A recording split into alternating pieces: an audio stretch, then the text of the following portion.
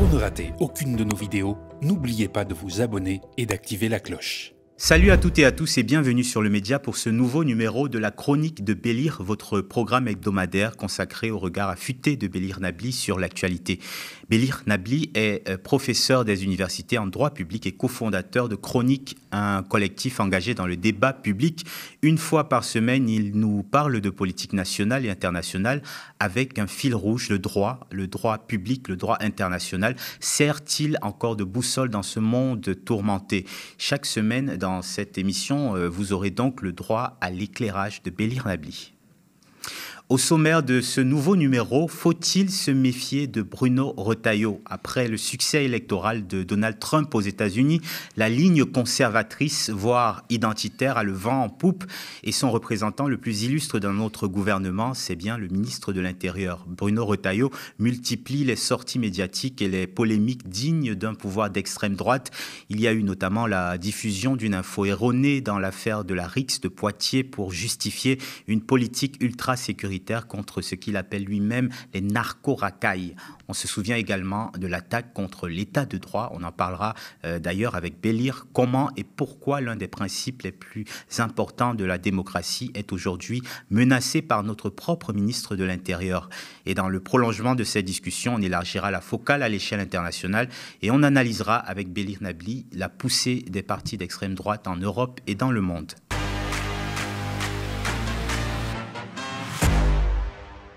Salut Bellir. Salut. Alors, je le disais, dans le sillage de cette victoire de Donald Trump, le courant conservateur a l'air revigoré. Est-ce qu'on peut dire qu'on a déjà l'extrême droite au pouvoir en France avec Bruno Retailleau et une politique macroniste très ambiguë? Disons que ta question est intéressante dans le sens où elle renvoie au caractère limité des labels, des étiquettes politiques que revendique tel ou tel parti, tel ou tel responsable politique. Aujourd'hui, au gouvernement, personne ne se revendique comme appartenant à l'extrême droite. Et en même temps, ce qui suscite ta question, c'est que finalement, certains aspects du programme gouvernemental, notamment en matière d'immigration, fait écho directement à finalement une idéologie, à une matrice idéologique issue de l'extrême droite. Donc il y a effectivement à ce moment trouble où des responsables qui ne se disent pas d'extrême droite semblent finalement mener une politique d'extrême droite, au moins partiellement. Et en ce sens, c'est un signe manifeste de cette avancée dans la bataille culturelle et idéologique de l'extrême droite qui n'a pas besoin d'être au pouvoir au sens institutionnel du terme pour que ses idées le soient. Alors mettons les pieds dans le plat. Comme l'a fait Bruno Retailleau sur l'état de droit, il avait déclenché une polémique, tu t'en souviens certainement, il y a quelques semaines, en disant que ce n'était pas un principe intangible ni sacré. Il avait dit, je le cite, c'est un ensemble de règles, une hiérarchie des normes, un contrôle juridictionnel, une séparation des pouvoirs, mais la source de l'état de droit, c'est la démocratie, c'est le peuple souverain. Et c'est une définition que toi, le professeur de droit, tu as dû regarder de près. Est-ce que tu l'approuves ? Disons que, malin comme il est, le ministre de l'Intérieur a joué des ambiguïtés autour d'un concept qui, d'un côté, n'est pas consacré, par exemple, par notre Constitution. Tu ne trouveras pas de consécration de l'état de droit dans la Constitution de 1958. Et en même temps, elle est ancrée dans notre imaginaire collectif. Elle s'est imposée. Notamment grâce à l'évolution de notre représentation même de la démocratie. Aujourd'hui, on ne considère plus que la démocratie, ça se réduit au fait que nous puissions élire nos dirigeants. C'est une définition étroite qui est dépassée par finalement une acceptation, une conception de la démocratie plus exigeante, notamment par rapport au respect des libertés et droits fondamentaux des individus. Et donc dès lors que tu intègres le respect des libertés et droits fondamentaux des individus dans ta conception de la démocratie, eh bien, tu soulignes le fait que les majorités politiques, les majorités parlementaires doivent avoir des limites dans leur comportement et notamment dans les lois qu'elles adoptent. Et donc, il y a là effectivement la tension à la base du débat sur l'état de droit et de son rapport à la démocratie. Est-ce que l'état de droit est contraire à la démocratie ou est-ce qu'au contraire, il s'inscrit dans une forme de prolongement naturel? Moi, je considère qu'il n'y a pas d'opposition, mais qu'il y a effectivement un prolongement naturel de la démocratie parce que c'est un objet conceptuel, une idée vivante et qui donc donc évolue dans le temps et qui aujourd'hui inclut forcément non seulement le suffrage universel, naturellement, mais aussi le respect des libertés et droits fondamentaux consacrés par des textes qui ont une valeur supérieure à la loi. Donc la Constitution, mais aussi des textes internationaux et européens. Et c'est ainsi que, en fait, il faut comprendre, de mon point de vue, la démocratie. Et c'est de cette manière aussi que le ministre de l'Intérieur essaye de remettre en cause cette dynamique historique d'une conception de la démocratie plus exigeante et qui ne se réduit pas à l'expression d'une volonté majoritaire. C'est ça qu'il met en doute, c'est ça qu'il essaye de saper en jouant encore une fois sur les mots. Vous voyez, enfin, tu vois ce qu'il dit de sa définition de l'état de droit, c'est à la fois vrai et faux. Pourquoi ? Parce qu'en fait, traditionnellement, sans vouloir vous saouler les uns les autres du point de vue avec une approche juridique, mais il y a malgré tout deux conceptions traditionnellement de l'état de droit. Tu as une conception formelle, comme on dit, et c'est celle qu'il évoque. La conception formelle, elle consiste à dire qu'en fait, l'état de droit, c'est l'état du droit.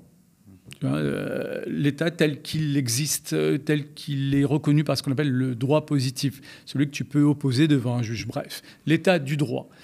Et c'est en cela que lorsqu'il dit que l'état du droit n'est pas figé, il n'a pas tort. Par définition, le droit, il évolue. Donc l'état de droit au sens formel évolue. Il évolue notamment en fonction des majorités au pouvoir, en fonction aussi de l'évolution des sociétés. Tu vois, tu as des besoins sociaux qui vont s'exprimer, qui vont se traduire par l'évolution du droit. Et en ce sens, l'état de droit n'est pas figé et n'est pas sacré. Sauf que c'est pas véritablement la conception qui nous habite. Lorsque tu parles d'état de droit, aujourd'hui, dans le débat public, dans le débat démocratique, on n'a pas cette représentation de l'état de droit. On a une autre représentation qui renvoie à ce qu'on appelle la conception matérielle ou substantielle de l'état de droit et qui consiste, comme je l'ai dit à titre liminaire, qui consiste à considérer que l'état de droit inclut le fait que l'État doit respecter les libertés et droits fondamentaux des individus. Tels que ces derniers sont consacrés par des textes supralégislatifs. Et tu as là non seulement des droits et des libertés, mais aussi des valeurs, des principes. Et c'est là où ça devient problématique, le discours de Retailleau. C'est que d'une certaine manière, si cette conception matérielle de l'état de droit n'est pas sacrée et qu'elle n'est pas figée, il veut dire par là qu'il est en position, il a la volonté de remettre en cause certaines libertés, certains droits fondamentaux et certains principes. Dans l'intérêt du peuple souverain, comme si l'état de droit ou le droit était en opposition aujourd'hui au peuple. En fait, ce qu'il veut dire par là, ce qu'il vise, en fait, c'est l'opposition entre les lois adoptées par une majorité au Parlement et le Conseil constitutionnel comme juge constitutionnel. Et tu as notamment la dernière loi immigration qui a été en partie retoquée, censurée sur des éléments formels et quelques éléments substantiels qu'il a à l'esprit. Mais plus largement, c'est le débat autour du droit de la nationalité et autour du droit d'asile qu'il a à l'esprit. Parce que à partir du moment où tu as une reconnaissance du droit d'asile au niveau constitutionnel, eh bien la loi ordinaire, celle qui est adoptée par le Parlement, ne peut pas remettre en cause le droit d'asile dans son principe même. Et ça le chatouille. Tu vois, c'est ça qu'il a à l'esprit. Et puis, il a aussi à l'esprit une remise en cause du principe d'égalité, celui qui est consacré par notre Constitution et qui s'oppose notamment, tout simplement, à toute discrimination fondée sur l'origine ou sur même la nationalité, à certaines conditions. Et on a là aussi à l'esprit tout ce débat autour de la préférence nationale que met en avant l'extrême droite. Et maintenant, la droite classique, traditionnelle, qui en parle beaucoup aujourd'hui. Oui. Aussi. Oui, et ce qui empêcherait une majorité d'extrême droite ou de droite de consacrer dans un dispositif social ou autre le principe même de la préférence nationale, c'est tout simplement ce principe constitutionnel d'égalité devant la loi. Donc sur le fond, ils ont deux objectifs, c'est la remise en cause du droit d'asile et la remise en cause du principe d'égalité devant la loi. La question pour eux, c'est de savoir comment tu remets en cause la Constitution de ce point de vue-là. Et ce comment renvoie à la question de la révision de la Constitution. Or, soit ils sont assez forts à l'Assemblée nationale et au Sénat pour passer par une révision constitutionnelle classique, parlementaire, qui aboutirait sur un vote en congrès, comme on dit, soit il pousserait, et il pousse déjà en vérité, l'option du référendum constituant. Et ce qui est intéressant ici, c'est que précisément cette option prendrait d'autant plus de consistance si Marine Le Pen était élue à la présidence de la République, parce que le président de la République a cette faculté d'initier la procédure du référendum constituant. Donc voilà, en gros, voilà ce qui se joue et qui n'est pas dit explicitement dans le discours de Retailleau, mais ce qui l'anime fondamentalement, encore une fois, c'est cette remise en cause d'un certain nombre de droits et libertés au nom de sa représentation de la nation et autres. Alors, il essaye de préciser dans la foulée son propos en parlant de déplacer le curseur dans l'état de droit. On va l'écouter, c'était durant une audition devant la commission des lois de l'Assemblée nationale où il a donné plus de précisions. Moi, à aucun moment, j'ai voulu abolir l'état de droit. À aucun moment. J'ai simplement dit qu'il fallait déplacer le curseur dans l'état de droit comme vous l'avez fait, comme nous l'avons fait au moment du terrorisme et au moment du Covid. Le curseur, on l'a déplacé. Je pourrais vous citer les textes. Je pourrais vous les citer. Nous l'avons déplacé entre les deux pôles, si j'ose dire, liberté publique et protection de la société. Bien sûr. Et pourquoi j'ai souhaité avoir ces prises de position ? À aucun moment, je ne veux remettre en cause l'état de droit. Mais je conteste ceux et celles qui se cachent derrière l'état de droit pour agréger à l'état de droit des règles qui ne constituent pas l'alpha et l'oméga de l'état de droit. Je l'ai dit tout à l'heure, quand les règles de droit ne protègent pas la société, on change les règles de droit. Alors Bélir, qu'est-ce que tu penses de cette réponse de Bruno Retailleau ? Eh bien, il joue avec les mots, il joue avec le concept, il s'appuie sur ce que j'appelais la conception formelle, qui amène à assimiler l'état de droit à l'état du droit. Et effectivement, l'état du droit, encore une fois, évolue, mais par définition.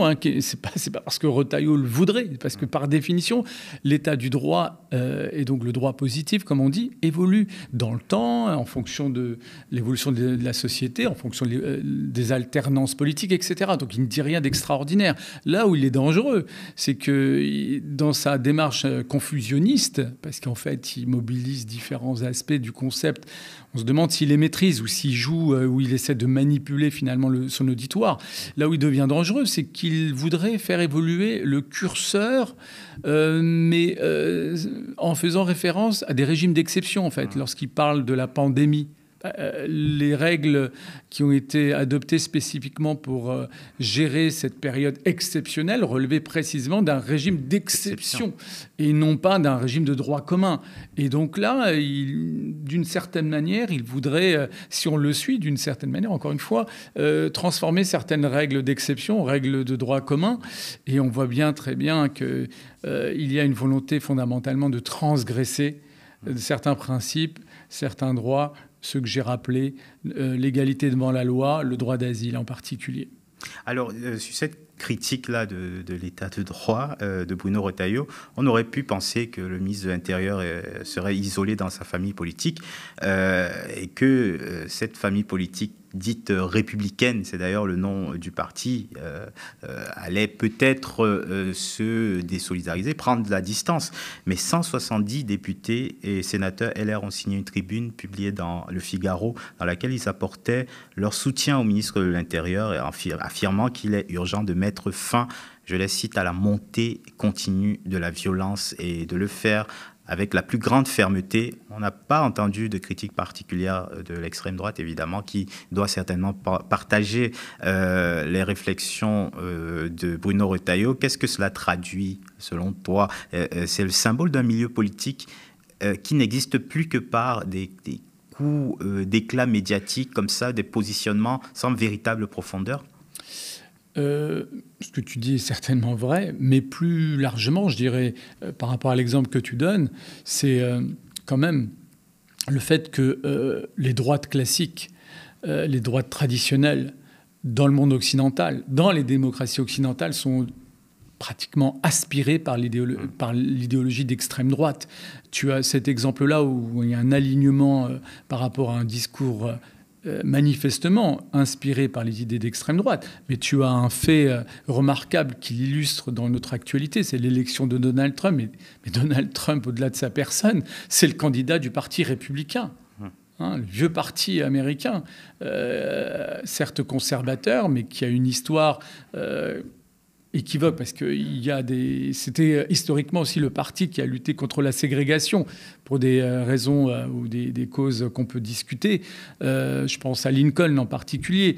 Et je pense également au fait, la manière dont le Parti républicain américain a été complètement phagocyté par la personne et l'idéologie de Trump. Il n'y a plus rien de l'héritage, notamment pour être un peu plus contemporain, d'un président comme M. Bush, père, pas Bush Junior, qui, lui, pour le coup, a été aspiré par une autre source idéologique, le néoconservatisme. Bush père était plus dans la lignée du vieux parti républicain. Quoi qu'il en soit, tu as cette tendance de fond où les vieux partis traditionnels de droite sont aspirés par l'idéologie et l'agenda affirmés, insufflés par des forces d'extrême droite qui n'ont institutionnellement pas besoin d'arriver au pouvoir pour voir finalement leur programme être réalisé. Alors l'autre élément, c'est que non seulement ils inspirent des partis de droite classiques, mais ils arrivent aussi au pouvoir maintenant par la voie électorale. Et en jouant le jeu de la démocratie. Et bon, ça sera le thème ça sera le thème d'un autre échange, mais tu as également cet aspect qui est remarquable et qui nourrit vraiment la difficulté pour nos concitoyens, finalement, d'y voir un peu clair par rapport à un échiquier politique qui est particulièrement brouillé à cause de cette force de diffusion des idées issues de l'extrême droite et qui revêt un caractère transpartisan. J'allais presque dire que tu as même la frontière centriste et même d'une certaine gauche qui n'est pas totalement indifférente à certains référents issus justement de l'extrême droite. Une gauche d'ailleurs qui utilise souvent la critique, celle qui est sensible aux thèses qui pourrait être aspirée aussi par l'extrême droite, qui utilise souvent la critique de l'abandon des classes prolétaires pour justifier une montée de l'extrême droite. Est-ce qu'on peut encore juste s'en tenir à cette explication d'une gauche qui aurait abandonné les classes rurales, les classes prolétaires, etc. C'est un vrai débat de fond, extrêmement intéressant pour le coup, qui a été notamment syncrétisé ou synthétisé par une formule, je crois que c'est Mélenchon, l'auteur de cette figure du fâché mais pas facho, mais qui en fait méritait d'être discutée parce que non seulement le comportement électoral, notamment des classes ouvrières du Nord, mais également le discours qu'elles peuvent tenir lors d'entretiens avec des sociologues et politistes. Et là, je renvoie à un certain nombre de travaux récents qui viennent précisément déconstruire cette figure du fâché mais pas facho, en ce sens où, au-delà de cette réalité suivant laquelle la mondialisation a déconstruit, a vraiment plus que bousculé les classes ouvrières en les reléguant sur le plan territorial et en déclassant également une classe moyenne, c'est une réalité sociale.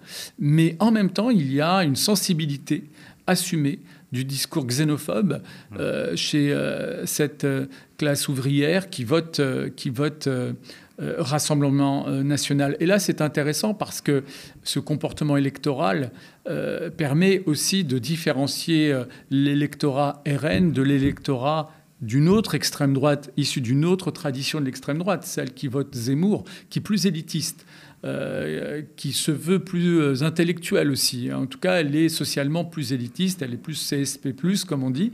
Et il suffit de voir les scores qu'a pu faire Zemmour dans la banlieue ouest de Paris ou même à l'ouest de Paris lors de la présidentielle. Et c'est un élément intéressant pour attester du caractère pluriel de ces forces d'extrême droite ancrées dans notre pays et ailleurs dans le monde. Alors, que ce soit Trump ou Retailleau, ils n'hésitent pas à manipuler l'information au service de leur récit identitaire. On se souvient de la fake news de Trump sur les immigrants qui mangeraient des chiens et des chats. Bruno Retailleau a lui aussi fait de la désinformation dans l'affaire de la fusillade de Poitiers qui a coûté la vie à un adolescent. Le ministre de l'Intérieur avait évoqué à tort une risque impliquant entre 400 et 600 personnes, puisque selon la police et le parquet, les brèves échauffourées qui ont eu lieu n'ont concerné que une dizaine de personnes dans la foule qui était rassemblée aux abords de la scène de crime. Et malgré ces informations, malgré les appels de la maire de Poitiers à Bruno Retailleau pour qu'il rétablisse la vérité, aucun démenti n'a été publié.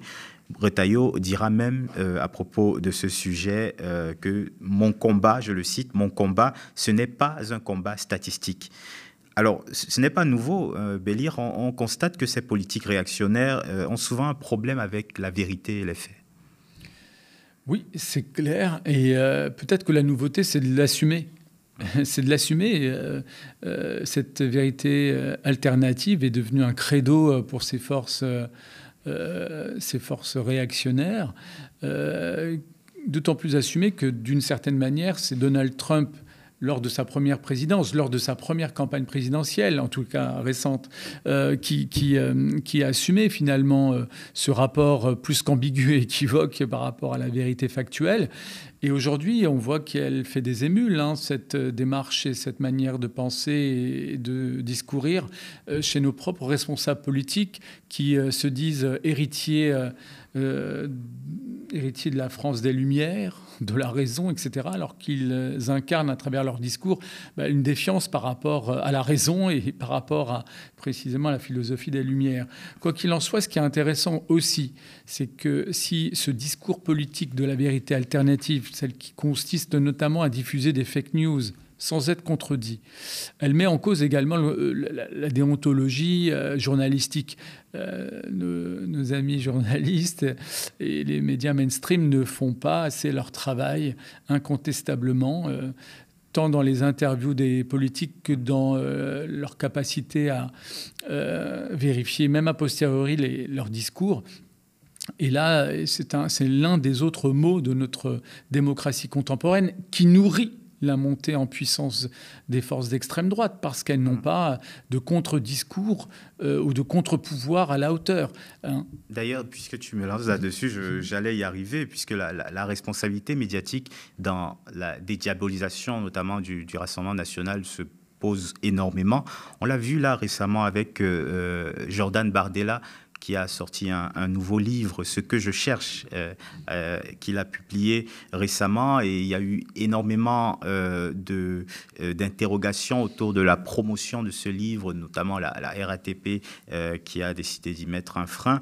Mais on a vu qu'il avait quand même pu faire le tour des plateaux télé, invité par exemple de France 2. On va voir les images pendant que je vous en parle, de France 2 dans l'émission Quelle époque, pour pouvoir parler gaiement, joyeusement de ce livre et pouvoir développer son discours en étant contredit, certes par le plateau, mais on sentait bien qu'il y avait juste une espèce de mise en scène de la contradiction et qu'au fond, quel que soit le discours qui lui est tenu en face, on pose un éclairage sur des idées d'extrême droite, sachant qu'il ne veut pas être associé à l'extrême droite, nous dit-il.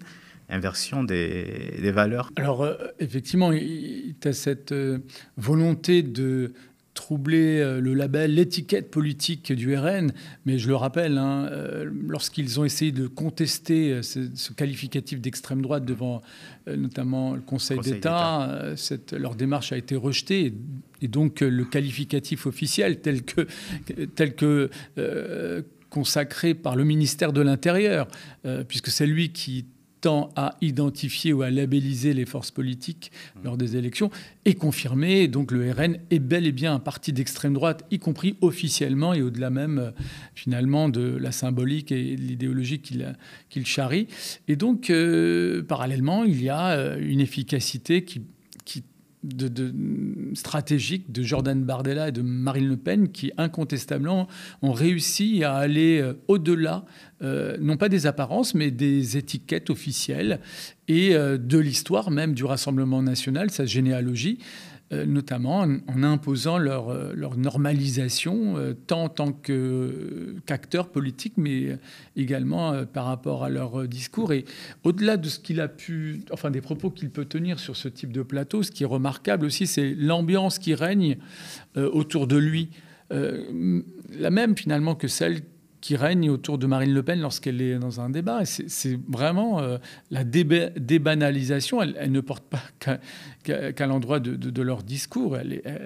Leur personne est accompagnée d'une forme de bienveillance. De bienveillance. L'ambiance était bonne. L'ambiance était accueillante, bienveillante. Et c'est d'autant plus troublant, effectivement, que, alors, non seulement du côté du secteur privé de l'audiovisuel, d'une certaine manière, les milliardaires jouent le jeu de leur propre agenda, qui tend effectivement à jouer le jeu de la normalisation de l'extrême droite, avec la perspective plus ou moins voulue de voir l'extrême droite au pouvoir.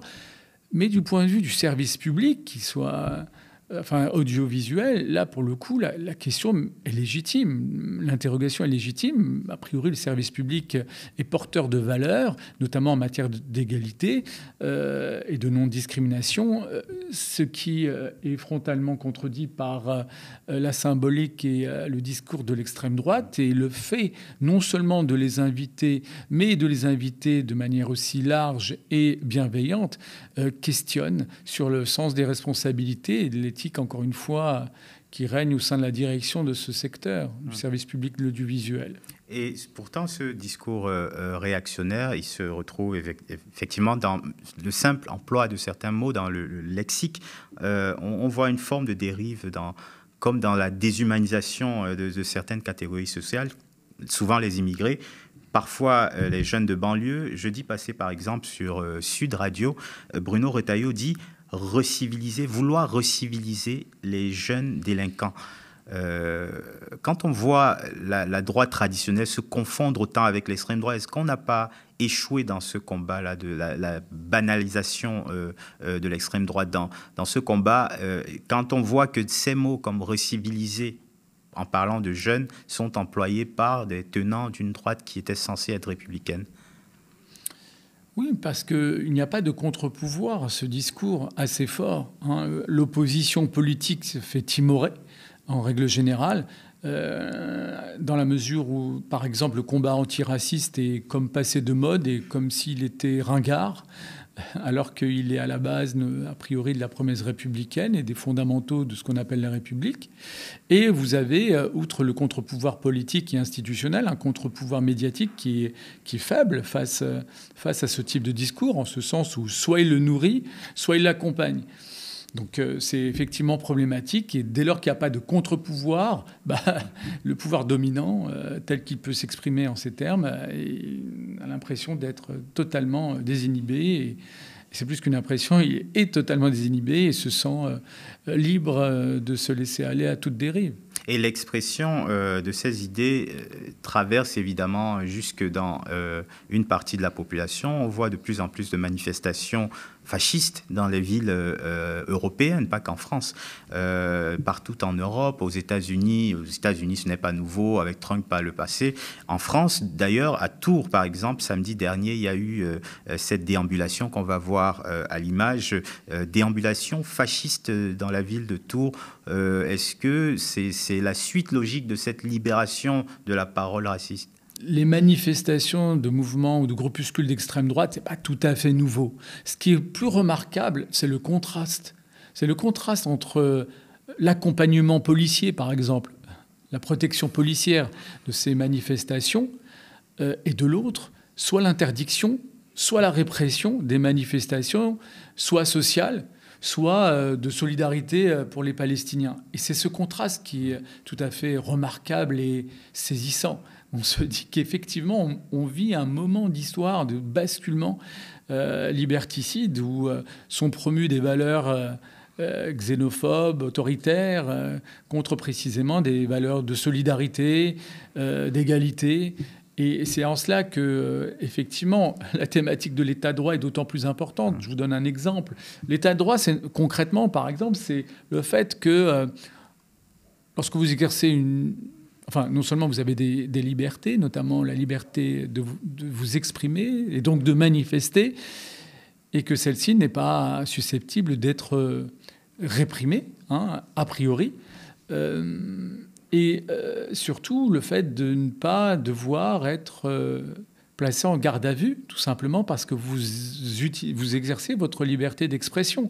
Là, je pense aux personnes gardées à vue pour avoir affiché soit un drapeau palestinien, soit un kéfier, comme si en soi il s'agissait d'appel à la haine ou au désordre ou à la remise en cause de l'ordre public. Et là, il y a une vraie dérive, parce que c'est d'autant plus intéressant, parce que ça renvoie à la définition, plutôt à l'origine du principe de l'état de droit, qui est de limiter le pouvoir de l'État parce qu'il est susceptible d'être arbitraire, c'est-à-dire non justifié du point de vue juridique.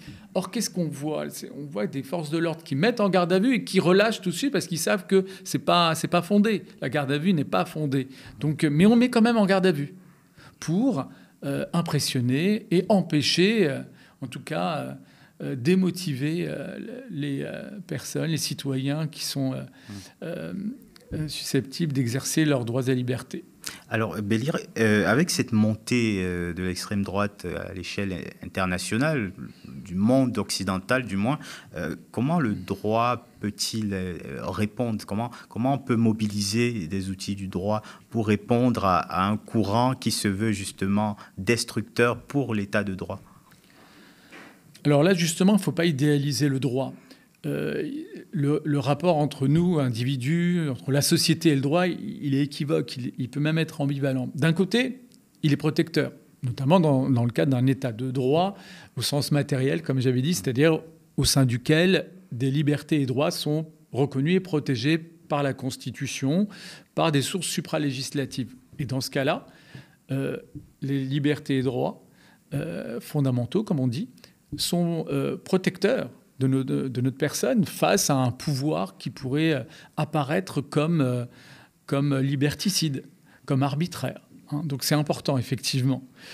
Le problème, c'est que si ce pouvoir est majoritaire, qui s'inscrit dans un temps long, eh bien, il peut prendre le temps de déconstruire, comme l'affiche, comme l'exprime en ces termes M. Retailleau, peut déconstruire non seulement l'état du droit, déjà, qui était protecteur, et donc en remettant en cause certains droits et libertés, mais il peut aussi déconstruire des institutions en refaçonnant leur composition. Et là, j'ai à l'esprit notamment la composition des juridictions qui sont censées être les garantes ultimes de nos états de droit. La Cour suprême aux États-Unis, le Conseil constitutionnel en France. Vous voyez bien que la manière dont leurs membres sont nommés est perméable aux alternances politiques et donc est perméable à l'ancrage politique des forces réactionnaires d'extrême droite. Et on a bien vu l'impact direct des dernières nominations à la Cour suprême par Donald Trump lors de sa première présidence, qui s'est traduite notamment par un revirement de jurisprudence au sujet du droit à l'avortement.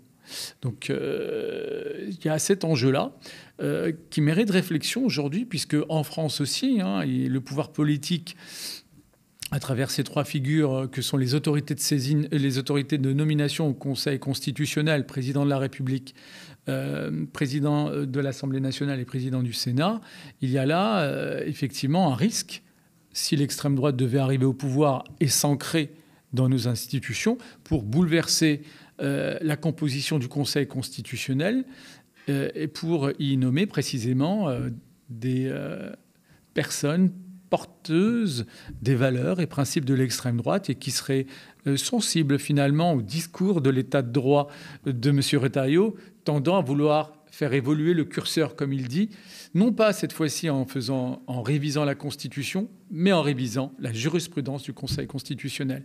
Donc attention, à terme. Eh bien, merci beaucoup, Bélir. Merci à toi.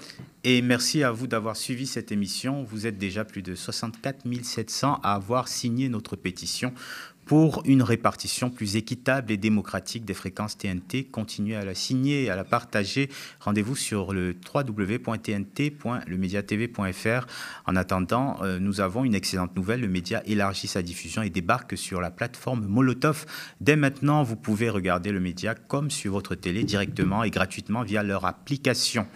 Merci à vous qui nous permettez de vous informer de manière libre et indépendante des forces politiques et de l'argent, d'exister en soutenant notre antenne. Chaque don, chaque abonnement compte. Bonne journée sur le média.